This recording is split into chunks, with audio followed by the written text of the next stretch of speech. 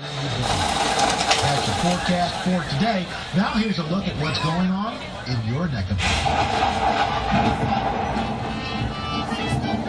And as I mentioned, here in sunny Southern California, we don't get much rain. So we have to recreate our own rain. And that's exactly what we're going to show you right here on our left-hand side in our very own Old Mexico.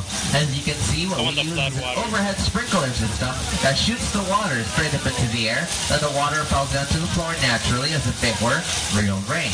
Now, if you take a picture of this rain, you may notice that it doesn't look very well on your cameras. Well, that's because in a real production, we add milk powder to the water, so the water can look whiter and better on film. So when they said they were singing in the rain, they were actually singing in the milk. Just say.